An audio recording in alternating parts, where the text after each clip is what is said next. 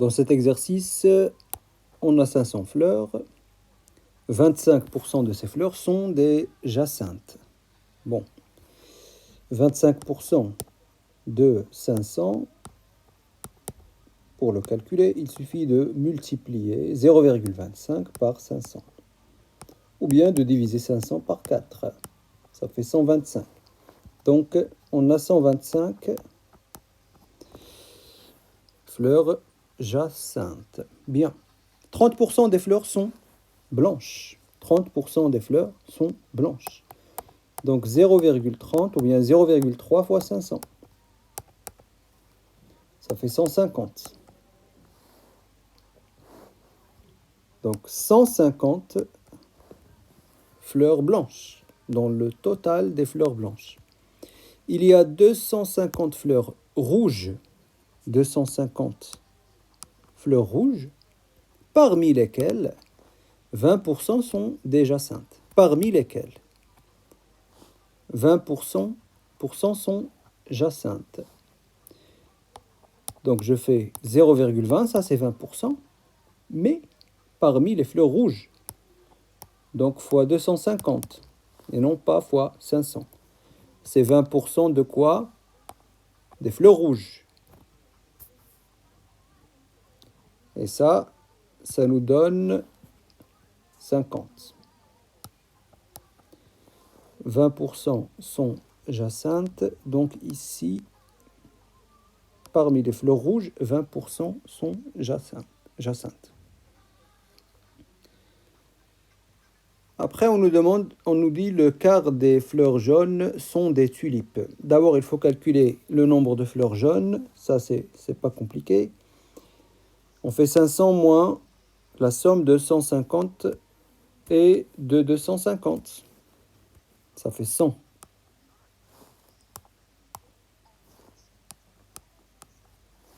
On peut faire 500 moins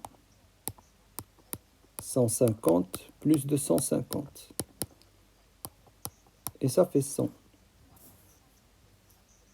Ensuite, le quart des fleurs jaunes, donc j'ai 100 fleurs jaunes. Le quart, c'est des tulipes, donc 25. Le quart, c'est 25. Le quart de 100, c'est 25. Ce qui fait que j'ai 75 jacinthes. 100 moins 25.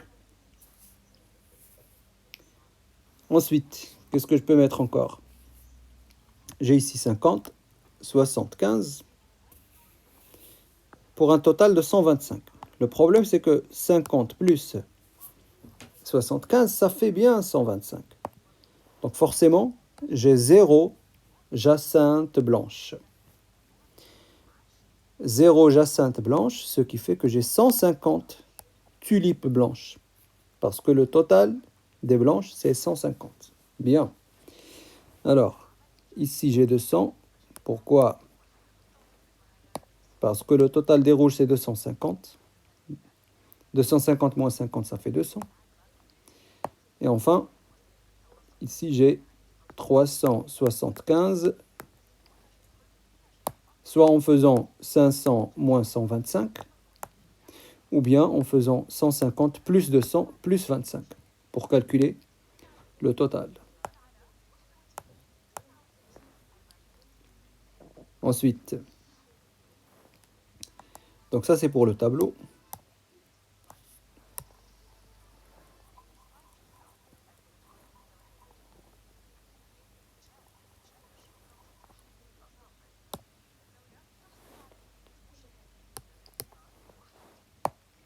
Quelle est la probabilité? Donc on choisit au hasard. On choisit au hasard une de ces 500 fleurs. Quelle est la probabilité que cette fleur soit une tulipe blanche? Donc pour nous faciliter la tâche, on va noter ça, l'événement B. La fleur est blanche. Ici R, la fleur est rouge. La fleur est jaune. La fleur est une tulipe.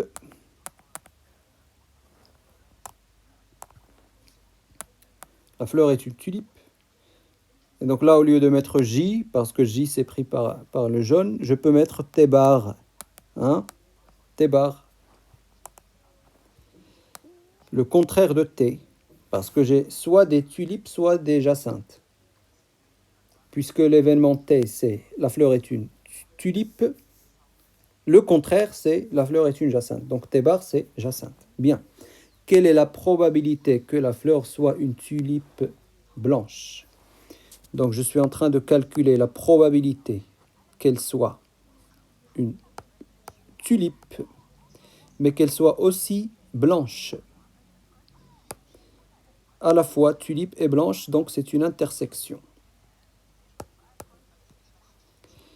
Par le cours, c'est le cardinal de T inter B divisé par le total.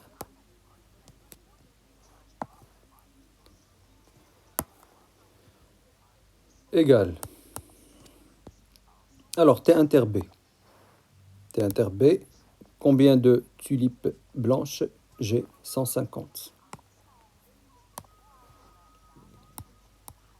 150 tulipes blanches. De toute façon, toutes les blanches sont des tulipes. Alors, sur le total, 500. Égale 0,3.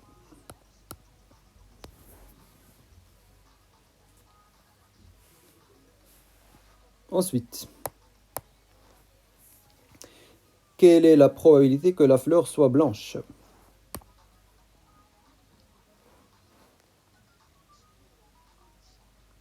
Donc, je calcule la probabilité de B seulement. Donc, c'est cardinal de B sur total. Égal. Alors, j'ai combien de fleurs blanches au total? J'ai aussi 150. Donc, 150 sur le total 500. Ça fait aussi 0,3. En fait, c'est la même chose. Pourquoi ici c'est la même chose? Parce que de toute façon, toutes les blanches sont des tulipes. Donc cette probabilité, c'est la même que celle-là. Tomber sur une blanche ou bien sur une blanche qui est aussi une tulipe, c'est la même chose. Il n'y a pas de jacinthe blanche. Bien. Quelle est la probabilité que la fleur soit rouge, sachant qu'il s'agit d'une jacinthe? Sachant, attention, sachant. Maintenant, je suis dans le conditionnel. Donc, je calcule la probabilité de quoi? Que la fleur soit rouge, soit rouge. Donc, je calcule la probabilité de R. Sachant quoi? Sachant qu'il s'agit d'une jacinthe. Donc, sachant T bar.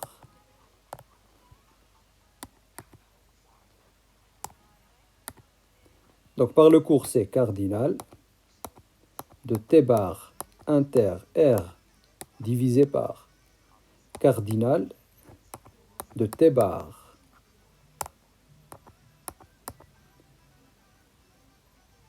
Égal. Cardinal de T bar inter R. Ça veut dire le nombre de fleurs qui sont à la fois T bar, donc jacinthe, et rouge. Donc j'en ai 50. 50. Sur cardinal de T bar.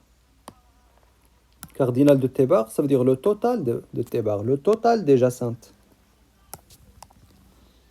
Ça fait 125.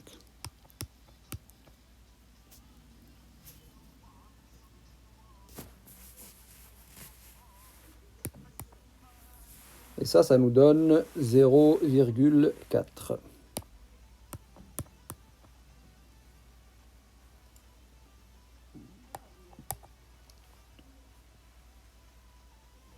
Ensuite,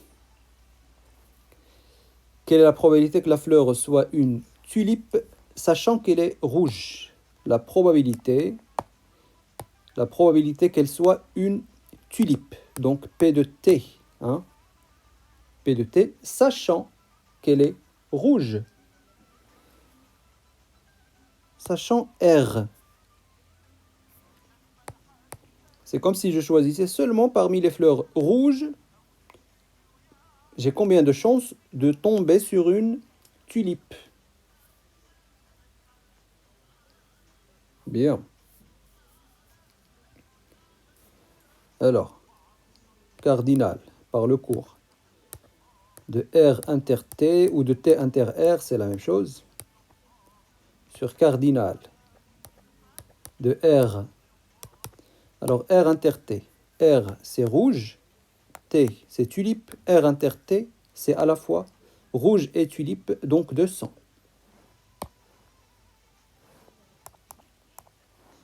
200 divisé par 250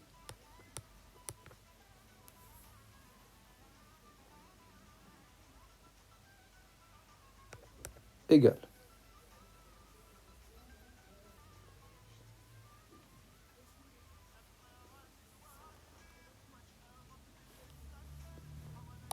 0,8.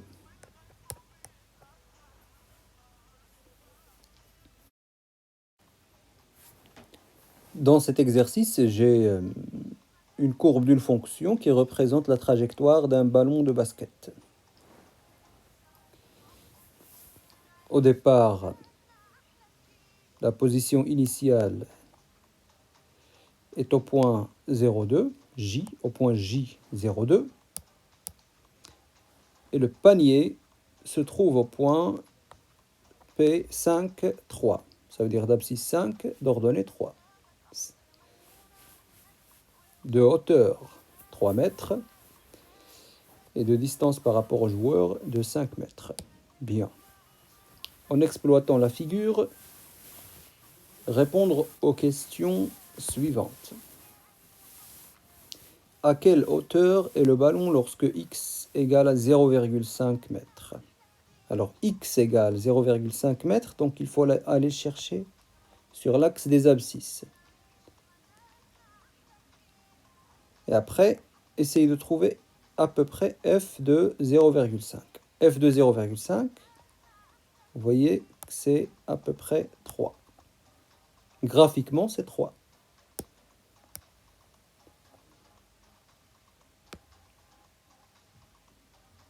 Bien. Le ballon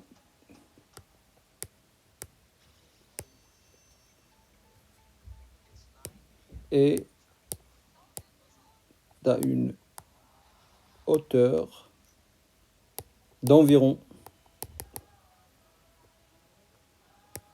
3 mètres pour x égale à 0,5.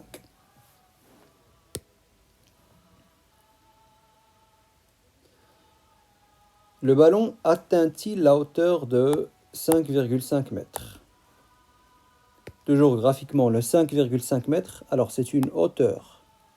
Donc il faut aller la chercher en ordonnée. Le 5,5, c'est ici à peu près. Alors, est-ce que la courbe arrive à 5,5? Non, pas vraiment. Donc en fait, le ballon n'atteint pas cette hauteur.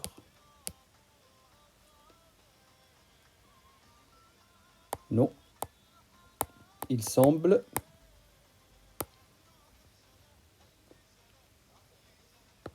que la hauteur maximale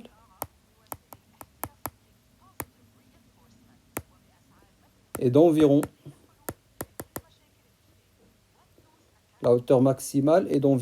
5 mètres.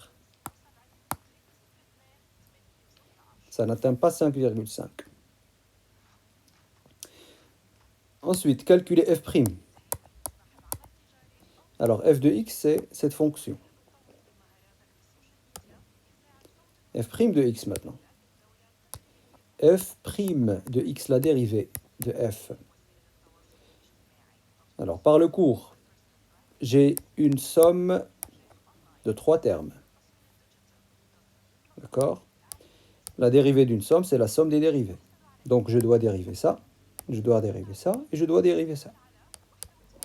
La dérivée de ce premier terme, moins 0,4 fois x carré. C'est un nombre fois une fonction, la fonction x carré.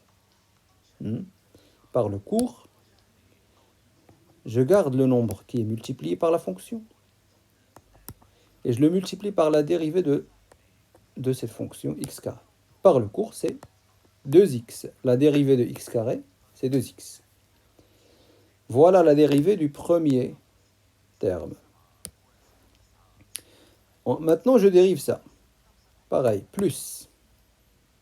La dérivée d'une somme, c'est la somme des dérivées. Donc plus 2,2 fois x.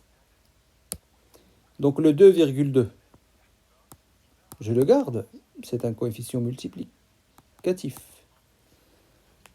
2,2 fois la dérivée de x. Et par le cours, c'est quoi la dérivée de x? C'est 1. La dérivée de x, c'est 1. Maintenant, le dernier terme, 2. Alors, il n'est pas multiplié par une fonction en x. C'est une constante, ce 2-là. Par le cours, la dérivée d'une constante, c'est 0. Voilà. Voilà la dérivée de f. Maintenant, je vais simplifier ça.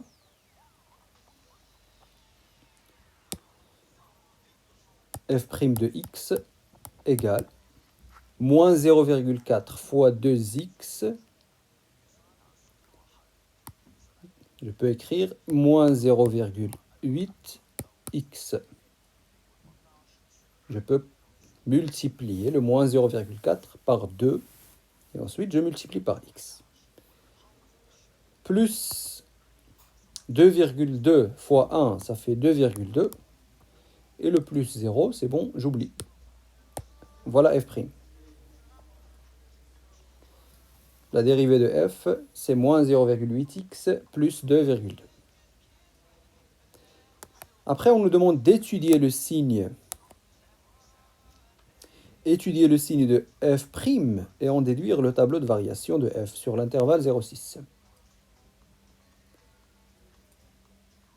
Alors, pour étudier le signe, comme on faisait, il faut chercher quand est-ce que la dérivée est positive et quand est-ce que la dérivée est négative. Donc le point de départ en général, on commence comme ça. F' de x plus grand que 0. Ça veut dire quoi ça?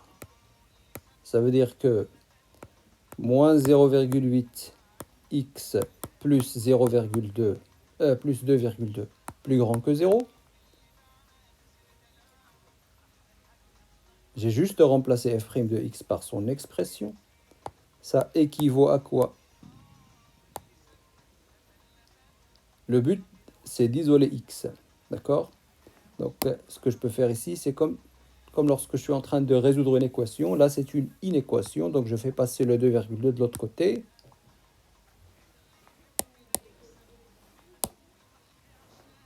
Et il devient moins 2,2. J'ai soustrait 2,2 des deux côtés de l'inégalité. Ensuite, maintenant, je veux me débarrasser de ce moins 0,8 pour isoler mon x. Alors attention, il est multiplié par x ici. Ce n'est pas une addition ou une soustraction, c'est une multiplication. Pour inverser la multiplication, on divise. On divise par le même nombre. Lorsque je divise par moins 0,8 à gauche, il ne me reste que x. Donc à droite, c'est moins 2,2 divisé par moins 0,8. Et ça me donne en fait, avec la calculette, ça me donne 2,75. Mais attention, j'ai laissé ça à la fin. Le sens, il change ici. Parce que j'ai divisé par un nombre négatif. Attention. Le plus grand devient plus petit. Lorsque je multiplie où je divise les deux termes, les deux membres d'une inégalité par un nombre négatif, le sens change, l'ordre change. D'accord? Alors, qu'est-ce que cela signifie? Cela signifie que f' de x, la dérivée de f, est positive lorsque x est plus petit que 2,75. D'accord? C'est la signification de ce qu'on vient de faire. Et donc, par déduction, la dérivée va être négative de l'autre côté, lorsque x est plus grand que 2,75. On pourrait faire le même travail en changeant le plus grand en plus petit, plus petit, plus petit, et donc là, on aura le plus grand. Donc f' est négative lorsque x est plus grand que 2,75. Voilà. Donc on peut déduire maintenant le signe le tableau de variation de f. Allons-y.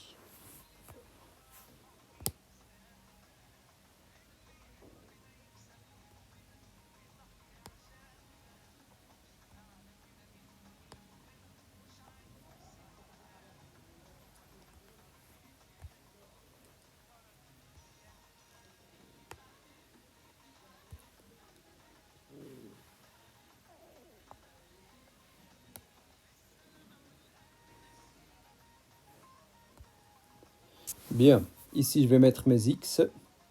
Là je vais mettre f', le signe de f'. Et là je vais mettre f de x ou bien f. Bien. Alors, je suis sur quel intervalle? La fonction f est définie seulement entre 0 et 6. Entre 0 et 6. La valeur importante ici, c'est ce 2,75. Le x égale à 2,75. C'est là où la dérivée change de signe et donc c'est là où la fonction change de variation. Donc le 2,75, je le mets ici, il est bien entre 0 et 6. Maintenant, ce qu'on vient de montrer, c'est que f' est positive lorsque x est plus petit que 2,75. Donc, f' positive ici, à gauche de 2,75, et elle est négative à droite de 2,75. Lorsque x est plus grand que 2,75, f' est négative.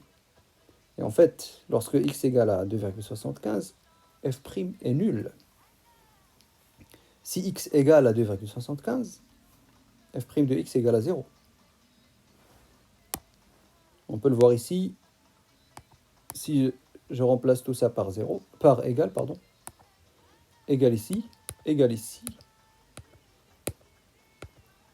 égal ici.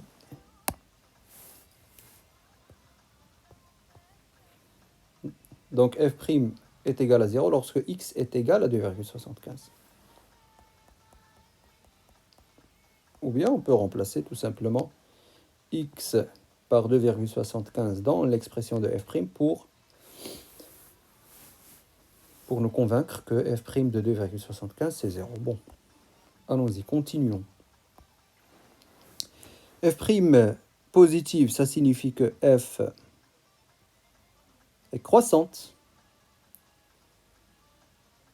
Et là, ça signifie que f est décroissante lorsque f' est négative. Voilà. Voilà le tableau de variation de f. Bien. Ensuite, quelle est la hauteur maximale? Pour la hauteur maximale, il faut calculer la valeur qu'on doit avoir ici. Je vais le faire là-haut.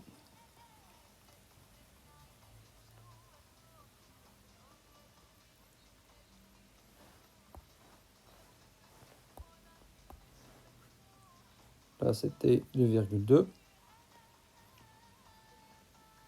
Alors, pour compléter, alors ici, je vais mettre C. La question C, quelle est la hauteur maximale? Il faut qu'on calcule f de 2,75. Pour connaître la valeur ici, l'ordonnée ici, il faut calculer l'image de cette abscisse-là par la fonction f, attention, et non pas par la fonction f'.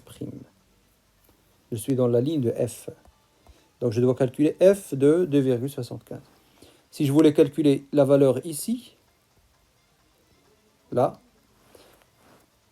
je calculerai f de 0. f de 0, ça va me donner 2. Parce que lorsque x égale à 0, le résultat c'est 2 à la fin.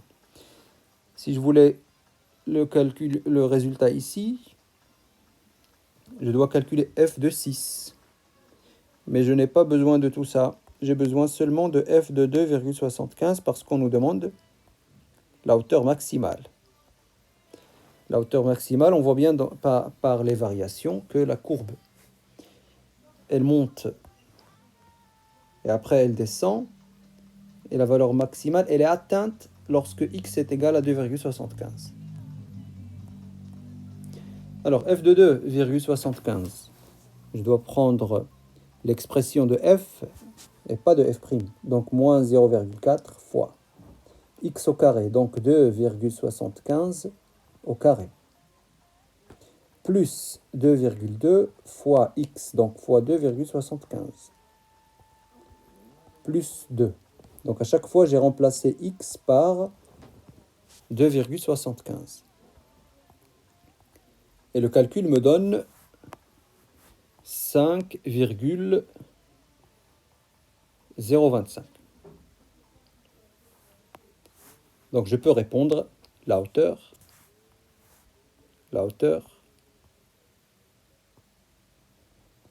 maximale atteinte